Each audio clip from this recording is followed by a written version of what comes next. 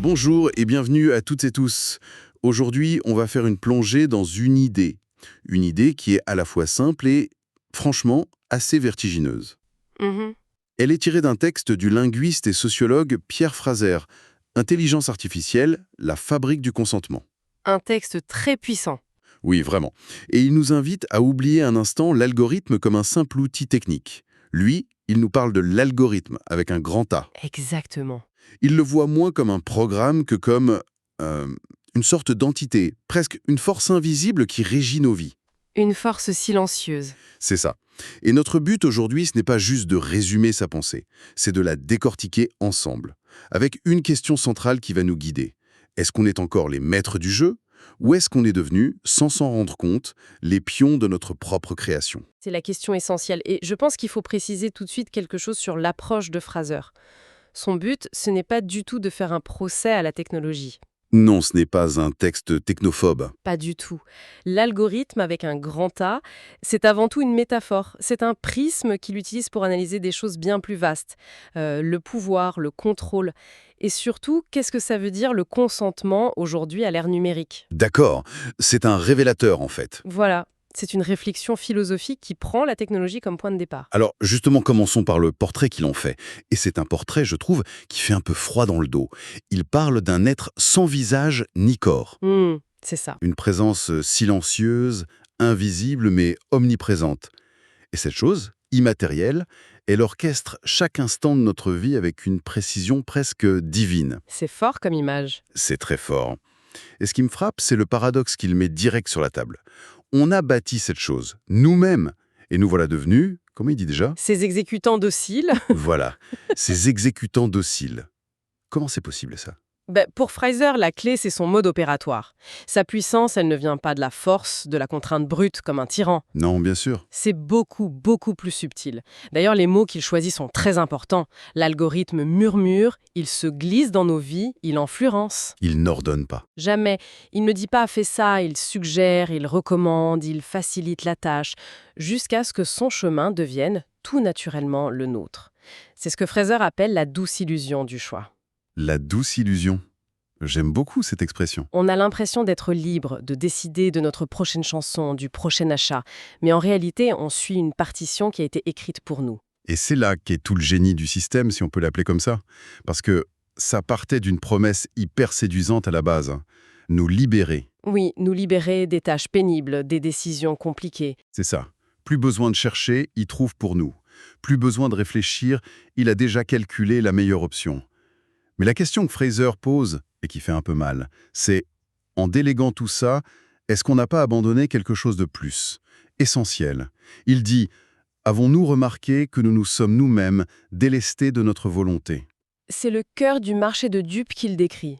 Cet algorithme, il est né de notre intelligence, mais il fonctionne maintenant avec une logique qui en fait nous échappe complètement. Une logique qui n'est plus humaine. C'est ça. Il insiste beaucoup là-dessus. C'est une logique purement calculatoire. Elle n'a, je cite, ni morale ni éthique. Et pourtant, elle prend des décisions qui ont des conséquences très concrètes sur nos vies. Et le plus vertigineux, c'est comment ce système nous voit. Exactement. Il ne nous voit pas comme des individus. Pour lui, nos vies, nos espoirs, nos peurs, tout ça s'est réduit à des données brutes. On n'est plus que des comportements quantifiables. Voilà.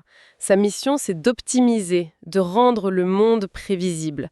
Et pour ça, il doit éliminer ce que Fraser nomme, et c'est une très belle phrase, l'incertitude, cette si belle part de l'expérience humaine. Dans ce monde-là, l'imprévu, c'est une erreur, une anomalie à corriger. Ce qui est fascinant, c'est que cette idée d'une force qui organise tout, ça nous semble très actuel, très Silicon Valley. Mais ce que j'ai trouvé le plus surprenant dans le texte, c'est que Fraser dit que les racines de cet algorithme sont en fait millénaires. Absolument. Pour lui, ce n'est pas une rupture.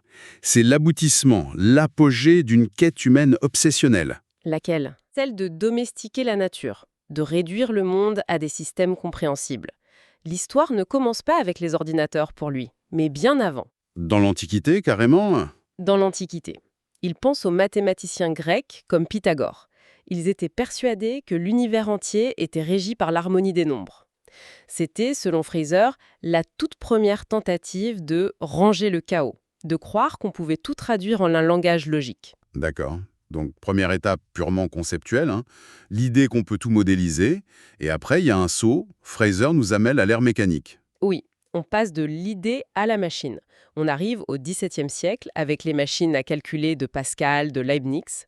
Il a une formule assez jolie pour les décrire. Ah oui. Des oracles mécaniques. Pour la première fois, une machine de bois et de métal pouvait faire une opération qui semblait réservée à l'esprit. L'idée de mécaniser la pensée était née.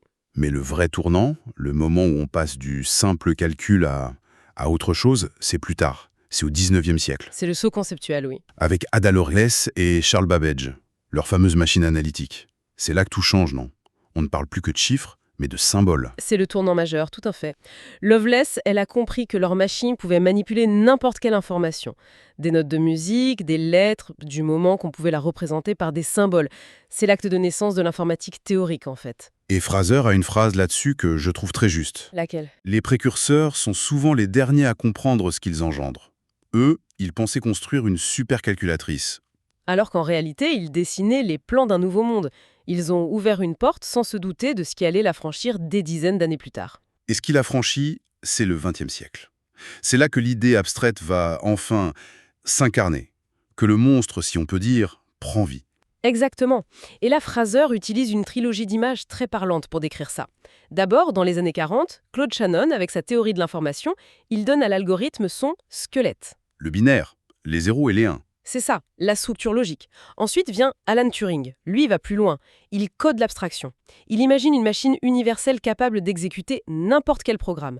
Il lui donne un langage, un cerveau, en quelque sorte. D'accord, un squelette, un cerveau et le corps. Le corps, c'est John von Neumann, avec l'architecture des ordinateurs modernes, celle qu'on a encore dans nos téléphones. Et à ce moment-là, dit Fraser, l'algorithme cesse d'être une idée. Il devient une force concrète, prête à habiter les machines. Une force qui ne va pas rester dans les labos très longtemps. Oh non. Et Fraser fait le lien avec aujourd'hui, bien sûr.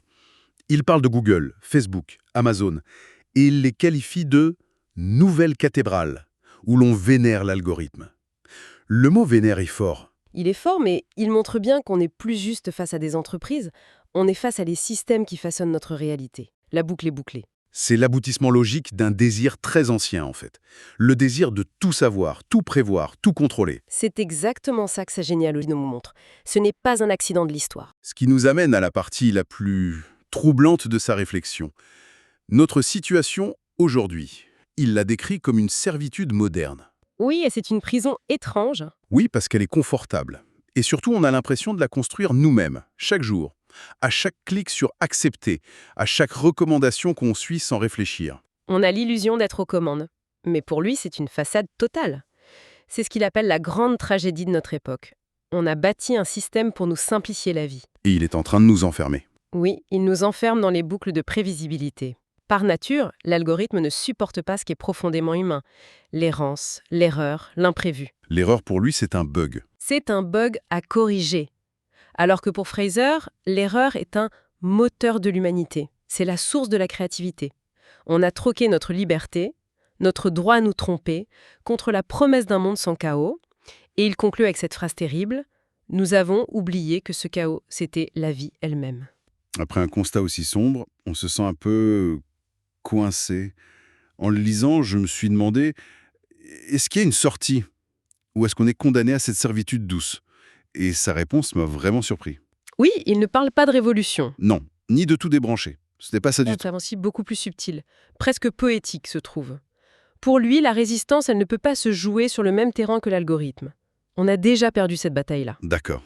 La résistance se niche ailleurs, dans une faculté que l'algorithme ne pourra jamais imiter, le doute. Le doute. Oui, l'algorithme, c'est une machine à certitude. Il calcule, il l'exécute. Il ne doute jamais. Alors que nous, le doute, c'est le propre de notre conscience. C'est cette petite voix qui nous fait nous arrêter, nous demander « et si ?» C'est notre étincelle de liberté. D'accord pour le principe, le doute comme arme. Mais concrètement, ça ressemble à quoi? Parce que ça peut sembler un peu abstrait. Fraser parle de minuscules gestes. Mais soyons honnêtes, est-ce que refuser une recommandation sur une plateforme de streaming ou ne pas suivre le chemin GPS, est-ce que ça change vraiment quelque chose à la puissance du système? C'est une excellente question. Et c'est toute l'ambiguïté de sa proposition. Fraser est très lucide là-dessus. Il l'écrit noir sur blanc. Le tout, c'est déjà perdu. Ah oui, quand même. L'objectif n'est pas de renverser le système. C'est une illusion. Le but de ces minuscules gestes est ailleurs. Il s'agit de préserver ce qu'il appelle des miettes de volonté. Des miettes de volonté. Refuser une recommandation, ce n'est pas un acte de sabotage contre le système. C'est un acte d'affirmation de soi. C'est une façon de se dire à soi-même « Je ne suis pas entièrement prévisible. Il reste en moi une part de chaos que tu ne peux pas calculer. » Ce n'est pas une résistance politique, c'est une résistance existentielle. Donc, si je comprends bien, le but n'est pas de gagner une guerre contre la machine. C'est plutôt de mener une sorte de guérilla intérieure, pour préserver des petits espaces où on n'est pas conforme. C'est exactement ça. Garder une part d'imprévisibilité juste, pour le principe, pour ne pas être complètement absorbé. C'est une vision assez humble de la résistance au final. C'est ça. Il s'agit de refuser d'être entièrement assimilé par la logique du système. L'objectif, ce n'est pas de détruire la prison, mais de refuser de la décorer à notre goût.